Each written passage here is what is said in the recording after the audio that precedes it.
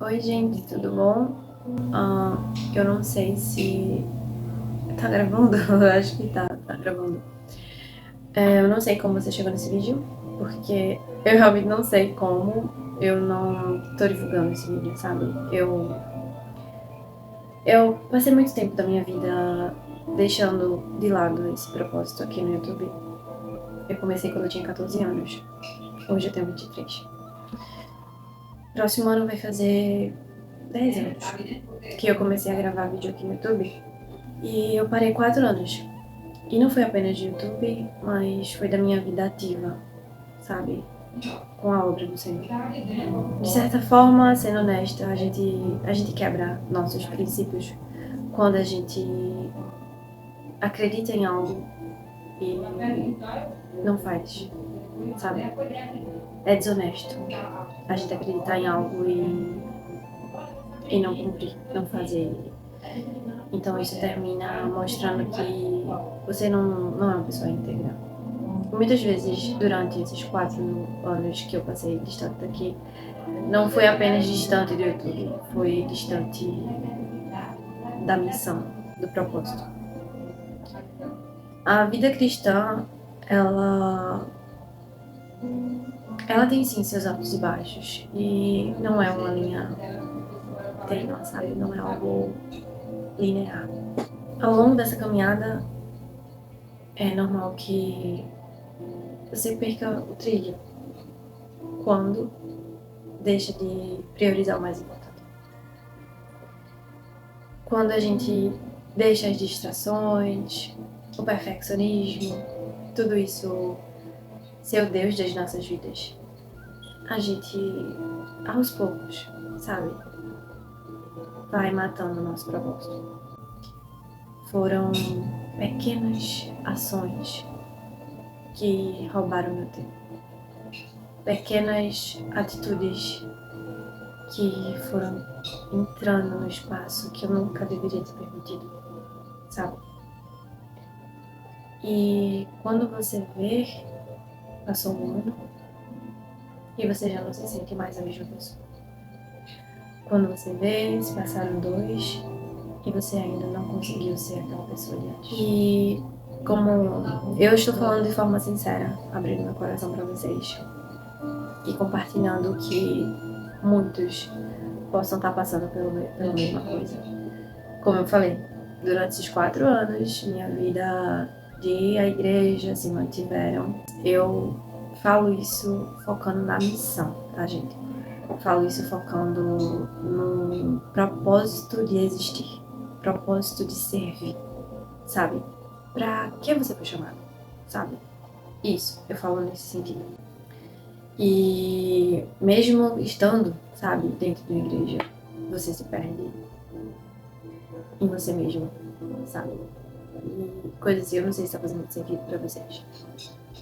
Mas é um desabafo, tá? Eu não gosto muito de falar apenas de mim, tá? Eu gosto de pegar a Bíblia e citar vários versículos e conversar, sabe? Não quero falar sobre mim. Mas eu senti do meu primeiro vídeo, voltando, eu precisaria falar um pouco, sabe? Uma experiência, uma carta viva, né? E sobre esse período ausente, né? Quando estamos distantes do que o Senhor destinou em nossas vidas, a graça do Senhor ainda é com a gente, tá?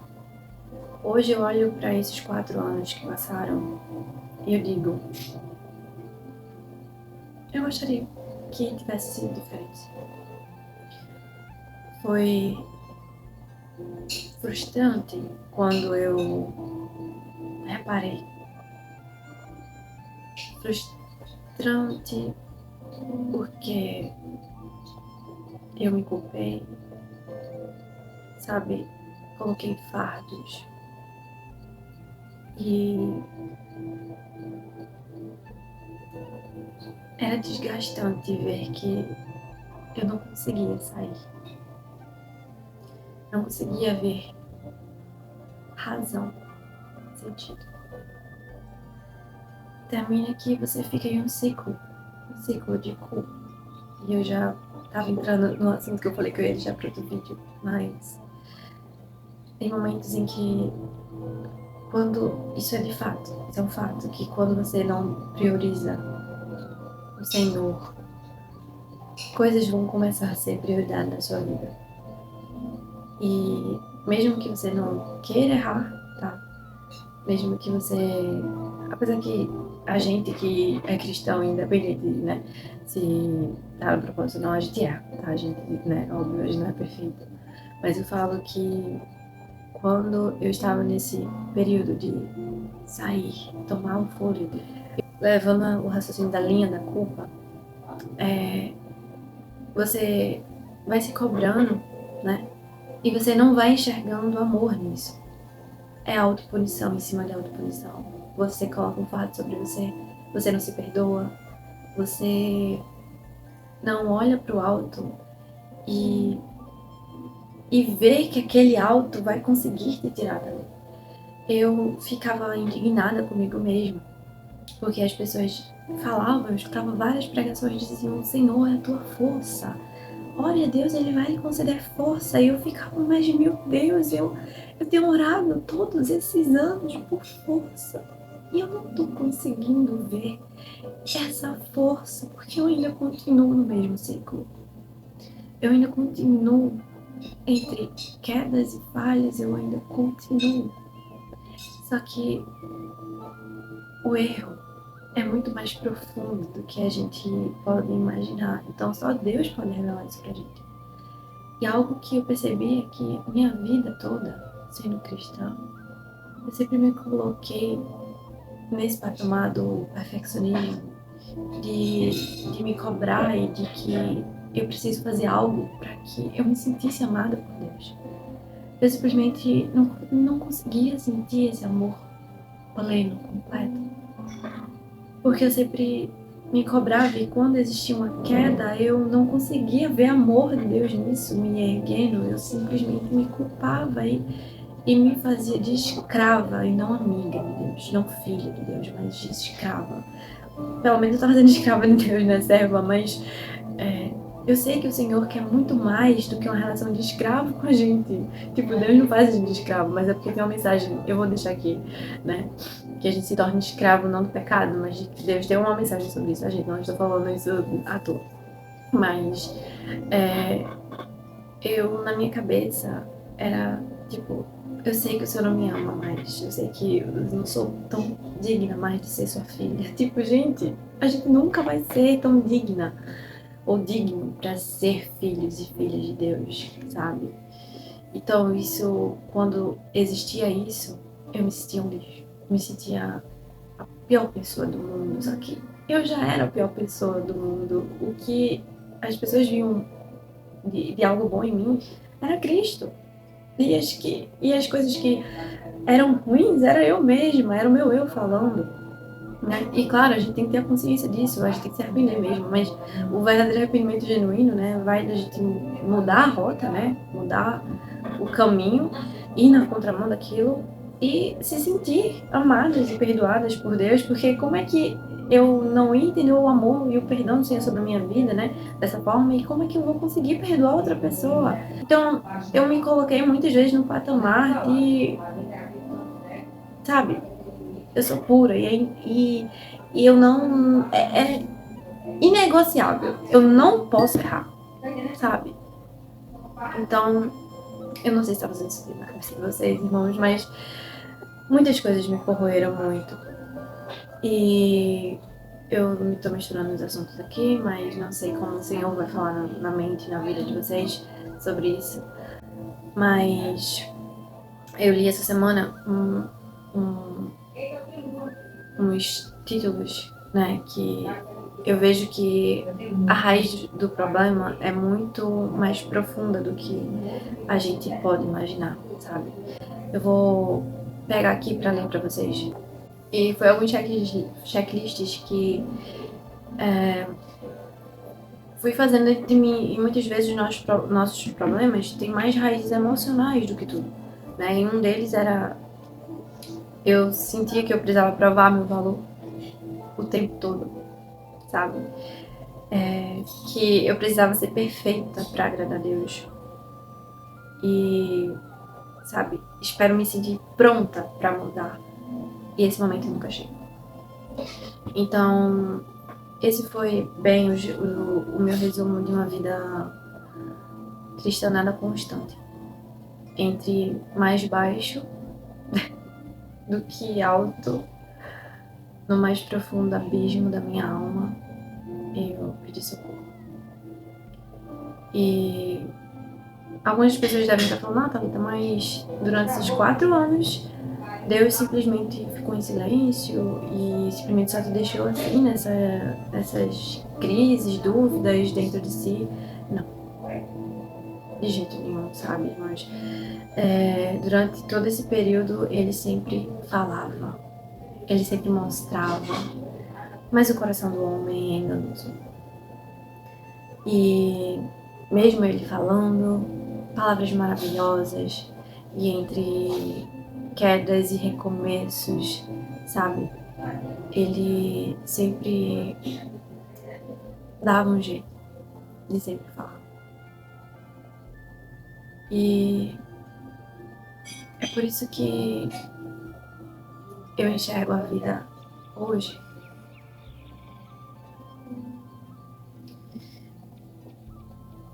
que só a misericórdia do Senhor em nossas vidas e o amor dele é muito, muito grande por nós. Entre tudo, sabe? Tudo em nossa mente, todas as coisas. O Senhor, Ele é suficiente. E que quando eu prego, eu falo pra mim mesma, tá, gente? Que todas as nossas ações sejam simplesmente por amar a Ele. Por amar a Ele. Que nosso coração flua rios. Rios de águas vivas e que curem por onde quer que possamos passar. Onde quer que o Senhor nos leve, que nosso coração, nossas ações, tudo que flua dentro de nós, flua o amor do Senhor. Porque a misericórdia dele é tão grande sobre nossas vidas, que esse amor, ele não para na gente, sabe? Ele resplandece na vida de outras pessoas também. Por isso que a Bíblia fala que nós seríamos conhecidos pelo amor que há dentro da gente. E o que eu posso resumir nesse vídeo aqui durante esses tempos, né?